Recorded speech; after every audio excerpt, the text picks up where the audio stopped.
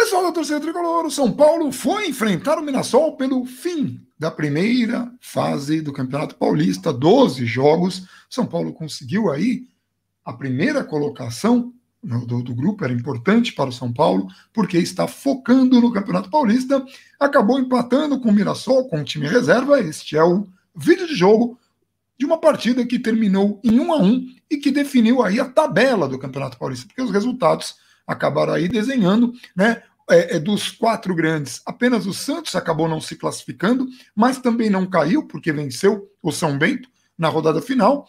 O Corinthians vai enfrentar a Inter de Limeira, o Red Bull Bragantino vai enfrentar o Palmeiras, o Mirassol enfrentará o Guarani, o São Paulo vai enfrentar a Ferroviária na próxima fase do Campeonato Paulista. Antes de começar o vídeo, é muito importante ressaltar, o São Paulo tomou a decisão de colocar todas as forças no Campeonato Paulista, deixando a Libertadores da América de lado.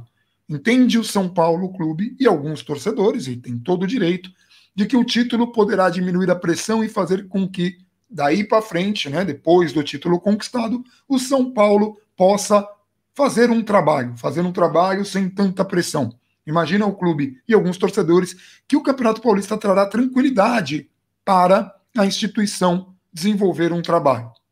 Aqui no canal nós temos uma posição contrária. A gente quer, sim, o título do Paulista, mas é mais importante, até para a situação do clube, que a instituição pense de modo racional. A classificação para as fases seguintes da Libertadores geram muito mais dinheiro do que o Campeonato Paulista vai gerar com o título, já que agora teve um decréscimo aí de 30%, então o título garante pouco mais de 3,5 milhões. Pouco mais não, exatamente 3,5 milhões. É pouco para o que o São Paulo precisa, e o título não dará tanta tranquilidade assim, se na rodada seguinte, por exemplo, São Paulo acabar eliminado da Libertadores da América. A pressão volta toda, porque o estadual não garante tanto. Dito isso, fica aqui a nossa preocupação em relação às medidas que o São Paulo está tomando, e eu duvido muito que seja, inclusive, o posicionamento do Crespo, um cara que sabe a importância de uma Libertadores da América. Só lembrar o que o Santos conseguiu fazer no ano passado, que deu algum moral para o time chegar numa final de Libertadores, aos trancos e barrancos. Infelizmente, o São Paulo escolheu esse caminho. Vamos torcer para que esse título venha e que a gente consiga a classificação na Libertadores e que as coisas aconteçam corretamente. Mas a gente deixa aqui essa manifestação contrária. E de qualquer forma, hoje era um jogo de garotos. 1-1, São Paulo fez um primeiro tempo regular, fez um segundo tempo em que houve uma melhora. O que você achou das decisões que São Paulo está tomando em relação ao seu futuro, Gabriel? E ao jogo de hoje, um empate. A gente teve aí algumas peças do São Paulo que não funcionaram tão bem. O Hernanes, que entrou no jogo e que vai merecer um destaque especial aqui, do que a gente fala. A gente tem uma torcida para que o Hernanes jogue, mas não era nenhuma opção, estava no banco. E tudo mais, o que você achou que funcionou, o que não funcionou, e o que funciona e não funciona na estratégia do São Paulo de agora, que a gente vai falar mais vezes e mais para frente. Primeiro esclarecer algumas coisas, né? Impressionante como às vezes a gente fala algumas coisas e as pessoas distorcem completamente, né? É a mesma coisa que eu virar e falar, eu não gosto de abacaxi e alguém tira o eu não. E pega só aqui, ó, gosto de abacaxi. E fica assim, um negócio impressionante. No jogo contra o Corinthians, a gente cita, e eu tô trazendo isso porque tem a ver com o jogo de hoje, tá? No jogo contra o Corinthians, a gente cita que, pô, bacana, contra o Corinthians fizeram o que a gente achava que é o correto, né? E aí entenderam ou distorceram que a gente falou que desde sempre estavam fazendo tudo o que era o correto, sendo que você mesmo chega a destacar que assim, ó, não é o suficiente, é um jogo só, mas nesse jogo específico fizeram. Então, assim, por que eu estou trazendo isso? Porque o jogo de hoje não vai zerar os jogadores. Tá? Não é porque eles não jogaram contra o Mirassol, que agora está todo mundo 100%. Então, nessa semana de agora, eles podem jogar ou contra a Rentistas e contra a Ferroviária, ou contra a Ferroviária e se avançar uma semifinal, ou na semifinal e terça-feira contra o Racing. Você vai destruir o desempenho técnico desse jogador se você fizer isso, e vai aumentar de uma maneira brutal a chance do cara se machucar. Então, aí machuca, não adianta virar e falar, mas ele não jogou contra o Mirassol, o cara não zerou. Tá? Então, eu acho importante fazer isso porque é o principal erro, né? A gente acha que, não, mas eles tiveram folga ali de um dia, eles não jogaram um jogo, então tá todo mundo bem. Os caras não tiveram férias, vem de temporada espremida e tudo mais. Então, assim, pro jogo específico de hoje, na escalação, a gente pôde ver um meio-campo mais leve, um meio-campo que seria de escape para situações de adversário muito fechado. O Crespo chegou a testar no começo da temporada e testa hoje, talvez mais por necessidade do que por convicção propriamente dita, né? O banco era muito repleto de garotos, os jogadores que vinham jogando menos eram essas peças. E o São Paulo tentou jogar contra o Mirassol, só que o que incomodou no primeiro tempo é que o São Paulo não conseguiu jogar contra um dos times que mais deixa jogar no campeonato. A gente falava no pré-jogo, eu acho o Guarani, isso não tem nada a ver com classificação, porque vai ter Mirassol e Guarani agora, tá? Mas eu acho o Guarani mais equilibrado que o Mirassol. Os dois times tentam jogar, tem bom trabalho de passe, de construção de jogada, só que o Mirassol ele é escancarado. O Mirassol ele sofre muitos gols, ele não é um time equilibrado. O São Paulo não conseguiu. Óbvio, no jogo de hoje, o Mirassol pressionou durante 25, 30 minutos, boa parte do primeiro tempo, a saída de bola do São Paulo. E o São Paulo não conseguiu, na maioria das vezes, escapar dessa pressão que, quando você escapava mais ou menos, não precisava ser perfeita, tinha muito espaço no meio de campo.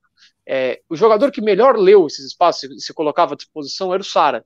Só que o Sara está voltando de contusão agora, contusão, no começo do ano, né? Jogou ali 2, 3 jogos e se machucou em termos musculares. Deixa eu só botar um mudo aqui. E ele estava muito mal tecnicamente, muito mal. Então a bola caía no pé dele, ele tinha muita dificuldade de dar um passe que virasse uma boa jogada, de fazer uma boa finalização, de fazer um bom cruzamento. Então isso foi um problema. O Igor Gomes, que participa diretamente do lance do gol, servindo muito bem o Igor Vinícius, também não faz um bom jogo. Ele ficou mais tempo em campo que o Sara. O Nestor não faz um bom primeiro tempo. O seu segundo tempo é melhor. Mas no primeiro tempo, Igor Vinícius que dá assistência, Wellington, Nestor, Igor Gomes, Sara, todos esses muito abaixo quando recebiam a bola, muito abaixo. Galeano também. Vitor Bueno razoável no primeiro tempo, deu algumas boas finalizações, a característica dele, teve lá brigando no lance do gol, conseguiu dar sequência a algumas jogadas, mas o São Paulo pecou muito nessa pressão do Mirassol e tecnicamente. No segundo tempo, com o Mirassol, que aparentemente parece que cansou, tá? Aparentemente parece, é ótimo, mas aparentemente cansou. O São Paulo tinha mais espaço para jogar, e aí com mais espaço, sem tanta pressão, e com o Mirassol mais retraído, deixando os zagueiros do São Paulo trocar passe com mais tranquilidade, deixando os meio-campistas receberem a bola com algum espaço, Nestor melhorou, Igor Vinícius melhorou, Wellington melhorou, Galeano acho que é só o Galeano, né, que ficou faltando, não. Galeano e Gabriel Sara não conseguiram ter essa recuperação. Igor Gomes também não. Mas essas 3 peças melhoraram e fizeram o São Paulo criar algumas jogadas. Novamente, mais um jogo, depois de Corinthians e Racing, em que o ala participa do gol. A maioria esmagadora dos jogos do São Paulo na temporada, tirando Botafogo, Corinthians e Racing, o ala participa diretamente, dando assistência ou fazendo um gol. E normalmente é o destaque do time. E normalmente é o destaque do time. Um dos alas acaba sendo o destaque do jogo, nos jogos em que o Crespo conseguiu desenvolver as suas ideias em campo, porque a ideia do Crespo privilegia o aparecimento dos alas. Sim, e principalmente assim, porque eu também parece que o Mirassol cansou, porque nem para ter o contra-ataque o Mirassol tinha muitas vezes. Então o jogo ficou um pouco mais confortável para o São Paulo. O Mirassol tentou acho que 1 ou 2 contra-ataques, num deles o Diego falha, uma bobeira, ele estava inteiro na bola, tenta dar um carrinho, a bola passa debaixo do pé dele. Então assim, tirando um erro individual muito sério e chutes de longe, o Mirassol não ofereceu perigo nenhum para o São Paulo no segundo tempo, ficou retraído, e aí também, por isso, facilita o crescimento do jogo de Igor Vinícius, de Wellington. Você não precisa ficar voltando toda hora, você está muito mais, você está 90% do tempo atacando, o jogo é quase todo no seu campo de ataque, e aí você pode ter mais espaço para jogar, mais fôlego para jogar. O Wellington termina o jogo aparentemente já um pouco mais cansado do que alguns outros jogadores.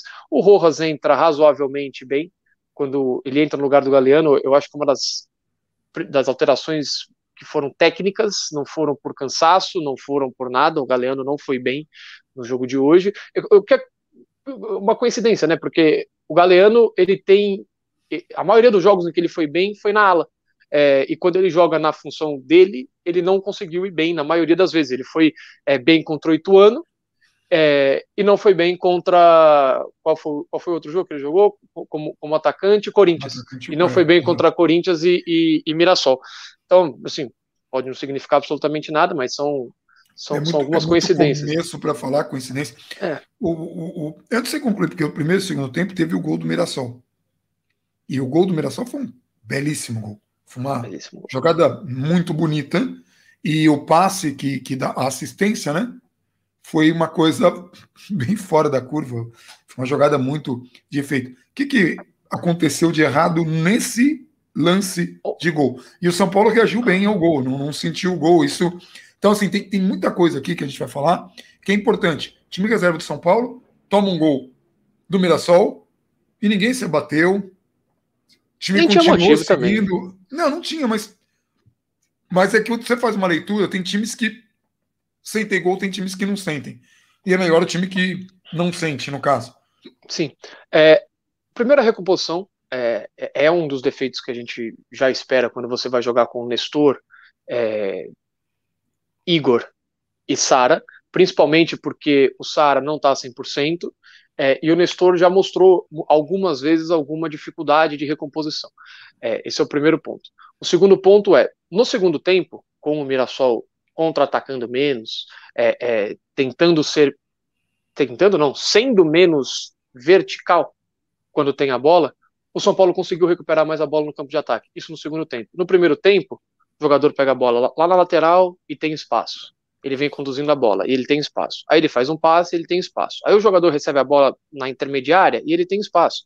Então, assim, todo mundo tem espaço. Quando você vai tendo espaço, o São Paulo cresceu por causa disso no segundo tempo e o Mirassol conseguiu construir essa jogada. Aí tem todo o mérito do jogador, que começa a jogada, faz a ultrapassagem, tabela, o passe de letra é lindíssimo e tem a conclusão.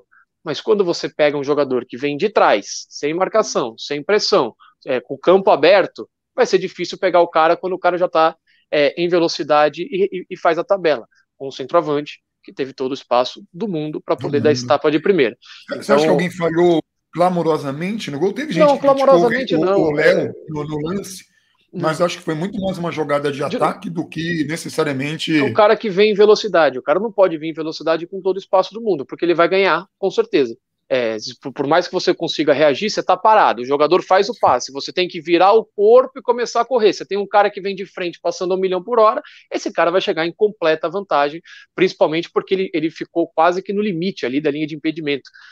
Então você não pode também quebrar a sua linha para ficar dando condição para um cara que vem de trás, para um cara que pode inverter o jogo lá do outro lado. Então, para mim, é um erro muito mais coletivo e aí pequenas questões de dar um espaço para o cara, uma recomposição mais rápida, o outro que não está 100% fisicamente, do que, meu Deus, esse cara aqui, um absurdo, ainda mais para um time alternativo, num sol de 200 graus e tudo mais. Mas para o jogo de hoje, e aí no segundo tempo, o São Paulo fez o suficiente para vencer. Depois que entra o Rojas, e aí o Vitor Bueno começa a ter alguém ali que tem uma participação maior nos lances. Então, assim, o Rojas conseguiu ter uma chance, o Rojas conseguiu dar sequência a algumas jogadas, o Vitor Bueno vai bem. Se ele não tivesse perdido os gols, se ele não tivesse pelo menos perdido, né, se a bola não tivesse sido no pé dele, que tivesse caído, ele talvez tivesse sido o melhor São Paulino em campo, porque o Igor Vinícius ele vai muito bem no segundo tempo, o Wellington vai bem, o Nestor vai bem, só que fazem o primeiro tempo muito abaixo. Eu acho que o Vitor Bueno foi um dos poucos jogadores que conseguiu manter um padrão durante o jogo todo, só que perde 2 chances ali que você não pode perder, ainda mais jogando como centroavante. Aquelas 2 bolas, elas têm que ir para dentro do gol. Um ele pega de tornozelo, o zagueiro tira, e no outro ele vai... O Muralha faz uma defesa impressionante, mas ele não pode ir achando que o gol tá feito. Você vai e conclui com firmeza, vai com o pezinho... Ele foi só para completar, mas sim, eu ia destacar isso, né? O Muralha faz uma defesa enorme, né? Monstruosa, ali muito difícil. O Thales também entra muito bem, é bom registrar, isso também ajuda o São Paulo a melhorar, porque assim, você tem o Rojas, que aí passa a ter um companheiro de ataque para o Vitor Bueno, mais um para gerar preocupação e para criar jogadas e dar sequência. Você tem o crescimento dos 2 alas e do Nestor, que tem mais espaço para jogar, e você tem a boa entrada do Thales.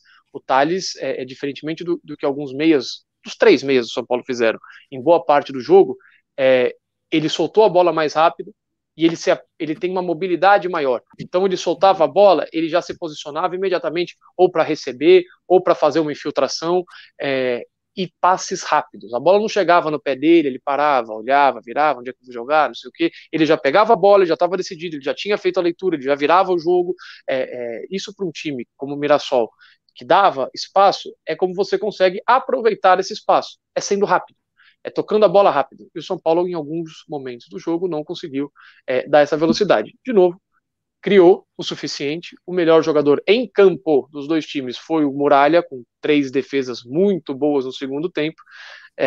Mas, assim, para o que o jogo valia, foi atuação suficiente. A gente só vai aos poucos avaliando alguns jogadores, que, de novo, não dá para se avaliar definitivamente, mas é pelo menos uma rodagem do que você pegar o Wellington e colocar na última rodada contra o Flamengo, valendo vaga na Libertadores. É uma rodagem, mesmo os que não vão bem, aos poucos vão amadurecendo. Isso vale para o Lucas Perry, por exemplo, isso vale para o Rodrigo, isso vale isso que eu ia falar. O Lucas Perry, na primeira partida dele, que ele até falha ali num gol, mas nada assim, clamoroso, jogador que está muito tempo parado também, e também estava voltando de contusão. Você viu no jogo de hoje que ele estava super tranquilo. Eu sei que o jogo tinha uma importância diferente, mas a partida que ele jogou também não era tão importante assim, considerando que era a primeira fase do Campeonato Paulista lá atrás. Você via que ele estava um pouco mais seguro na partida, tranquilo mesmo. Até para quando a bola vinha recuada, porque ele não teve que fazer nenhuma grande intervenção, fez uma outra defesa, mas defesa que a bola foi em cima dele. Mas quando a bola vinha para ele, você não viu uma afobação, um nervosismo, e é essas coisas que a gente fala que deveria servir o Campeonato Paulista. E sim, é uma tarefa muito difícil a gente falar as coisas aqui, porque a gente, de novo, está falando de futebol e às vezes o resultado ele muda o entendimento das coisas. Até eu não lembro se a gente estava conversando em off ou se foi no pré-jogo, que a gente estava falando sobre o Inter lá, que pagou para o jogador. Qual que era o nome do jogador? Contra o Flamengo? O Rodinei. O Rodinei entrou na partida, ele chuta uma bola, a bola bate na trave, lado de dentro da trave, passa ali e não entra, por muito pouco. Depois ele é expulso. Se aquela bola entra e o Inter vence a partida, que era uma possibilidade muito grande naquele momento, se o gol sai, genial, pagou 1 milhão, que gênio, fantástico. O cara pensou lá na frente. A bola bateu na trave e saiu, depois o jogador foi expulso, que burro, pagou 1 milhão e não sei o quê, que idiota, que fracasso. Então, se o São Paulo ganhar o Campeonato Paulista, tudo o que foi feito de certo e de errado vai parecer certo. Se o São Paulo perder o Campeonato Paulista, tudo o que foi feito de certo e errado vai parecer errado. E às vezes, fazer o certo e fazer outra coisa errada logo em seguida, por exemplo, a gente fala aqui que o São Paulo tinha que rodar. Ah, mas rodou pouco. Ah, mas é mais do que nada. É mais do que nada. Então, que bom que rodou. Rodou o suficiente? Não. Tanto é assim que nós estamos com 3 jogadores lesionados e a gente não sabe quantos outros estão em risco de lesionar neste momento. E a gente poderia ter uma situação menor porque tinham os jogos fáceis, tranquilos, na primeira fase do Paulista. É a mesma coisa que acontece com o Palmeiras. O Palmeiras foi massacrado, estratégia burra, não sei o que lá. Agora se classificou. Se ganhar o Paulista, o discurso vai ser, não, o Palmeiras que fez certo. Se o Palmeiras fosse eliminado hoje, que poderia ter acontecido se o Corinthians não tivesse vencido o jogo, e vou falar bom para o futebol que o Corinthians venceu o jogo no sentido de que o Corinthians não tenha entregado o jogo, não tenha feito o corpo mole ou qualquer coisa, jogou com as reservas, ganhou, que bom. Bom para o futebol, que é isso que tem que fazer time grande, serve para São Paulo, Corinthians, Santos e Palmeiras, e serve para todos os grandes, porque eu estou falando dos 4 de São Paulo. Você tem que fazer o jogo e ganhar, você não tem que se preocupar com o seu adversário. Bom, mas se o Palmeiras não se classifica, não, ó, que errado, que idiotas, que não sei o que lá. Aí se o Palmeiras me ganha uma Libertadores, mas abandonou o Paulista e fica certo. Não é o resultado que define. O que define o que é certo e o que é errado é você montar uma estratégia, explicar essa estratégia e se ater àquela estratégia. E às vezes você pode fazer certo e não dar certo. Às vezes você pode fazer errado e dar certo. Até porque, assim, se a gente for levar só por resultado, assim, a última vez que o São Paulo... Não, a última vez que o São Paulo chegou na final do campeonato foi um campeonato paulista esquisitíssimo, em que a maioria dos jogos foi jogado por jogadores da base. Põe o Antony para jogar, põe o Igor Gomes na fase mata-mata e ele decide contra o Ituano, dá mais chance pro Elinho, coloca lá. E a maioria dos jogos foi desse jeito. São Paulo se classificou na fase de grupos, classificou em segundo, inclusive, se for para levar só por resultado, São Paulo deveria ter passado em segundo contra a Ferroviária, aparentemente é a solução, passar em segundo. Deveria ter decidido a semifinal fora de casa, porque fez isso contra o Palmeiras e se classificou. Então, assim, se fosse para levar só a ferro e fogo, e aí perdeu a final pro Corinthians, mas tá bom, mas chegou, é o melhor resultado, então vamos seguir a fórmula aqui do melhor resultado. Então, eu não acho que faz sentido, eu acho que o São Paulo deveria dar a importância correta para o campeonato. Hoje foi o quarto jogo no campeonato, só para finalizar também, porque é só isso. Hoje foi o quarto jogo no campeonato paulista em que o São Paulo entrou com um time diferente. Tá? 3 com reservas e 1 com misto.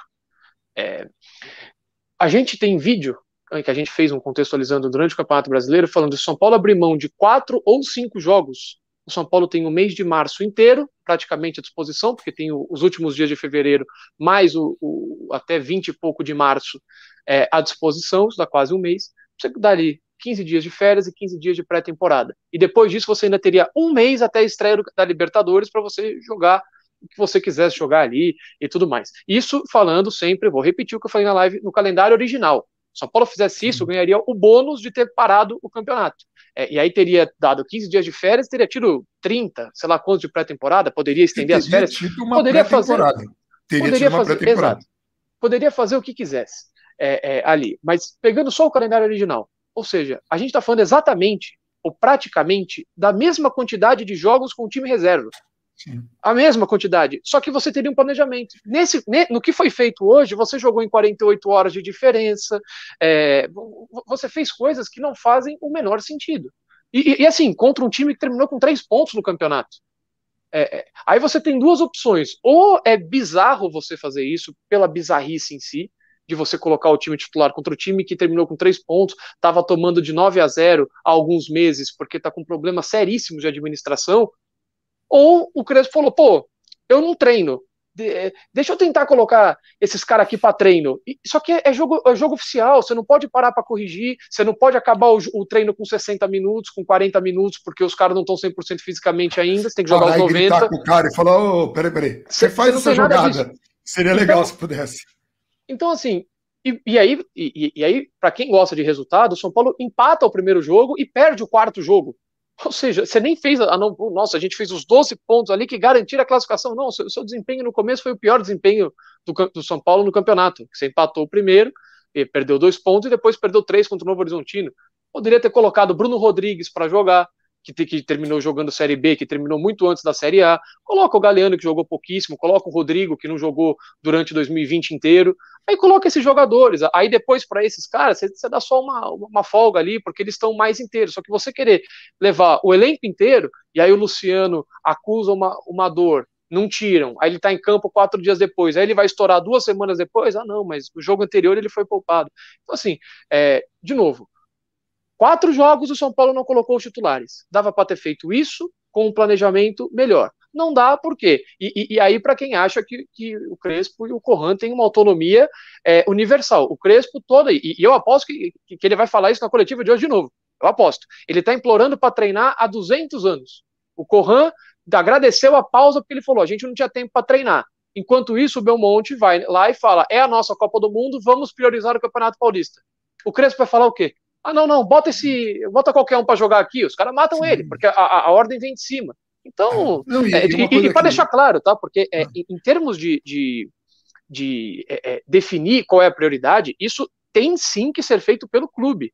É o clube que define quando você aperta nesse nível, a nossa prioridade institucional. Isso é certo. A nossa prioridade institucional é essa. Crespo, você escala o time, mas a prioridade é essa. Sim. Se você for rodar o elenco, for mexer, é naquela outra. Escala os que você achar o melhor, mas a força máxima é aqui. Sim. Então, não é que a diretoria está escalando, ninguém está escalando, isso não existe. Ou melhor, não está existindo. E não existiu recentemente. Mas, porque já existiu antes. Exato. Está existindo agora. Recentemente, agora não está existindo. Mas como é que o Crespo vai virar e vai falar, não, pô, esse jogo aqui contra o último colocado, que vai terminar o campeonato sem ganhar de ninguém, pô, deixa eu botar outros caras. Não, tem que classificar em primeiro. Pra gente é importante classificar em primeiro. Crespo, beleza, vamos jogar. O Corran tem que jogar a cada 48 horas. Ele vai pegar todo o estudo dele e vai tentar fazer o melhor treino possível para os caras jogar a cada 48 horas. Sim. Só que não dá para jogar a cada 48 horas. Exato. Vai acontecer o que aconteceu. É impossível, ele vai tentar atenuar o problema quando a diretoria, com planejamento, poderia corrigir isso com um pouco mais de estratégia. Corrigir no sentido, gente, ia ter alguma contusão? Possivelmente, porque está muito fora da curva essa tabela. Ah, mas todo mundo está sendo prejudicado? Todo mundo. Só que alguns clubes, como o Palmeiras, por exemplo, abriram mão, o Corinthians rodou, o Santos rodou. Ah, mas o Santos teve um preço, mas o Santos não rodou, o Santos colocou molecada para jogar. E ok, porque o Santos saiu do Campeonato Paulista, não caiu, fez o jogo, cada um usou uma estratégia, o Flamengo poupou, outros times grandes em outros estados pouparam, porque sabia os desafios que ia ter no ano. Se todo o desafio de São Paulo é ganhar um Paulista e esperar o resto, é muito complicado. Mas a decisão tem que ser da diretoria de futebol, é bom que seja assim, esse é o correto e esse é o profissional. Quando a gente reclama aqui é porque, administrativamente, São Paulo vem errando muito nos últimos 10 anos. E a gente queria que o São Paulo acertasse para ver se isso aumenta as chances do São Paulo, quer dizer, aumentaria as chances do São Paulo de vencer, mas se acontece efetivamente de ganhar um título fazendo as coisas corretas. Porque, assim, não adianta, para quem tem uma imersão menor nessa questão administrativa, tenta imaginar, você tem ali o time, aí você tem, por exemplo, um jogador de destaque como... pega aí um centroavante, vamos pegar o Caleri e põe o Caleri de zagueiro. Aí você vai falar, pô, mas o Caleri não é zagueiro. Não, entendeu? Pra gente é mais ou menos isso que está acontecendo no São Paulo, quando o São Paulo faz essas priorizações erradas. Mas, enfim, a gente ainda vai...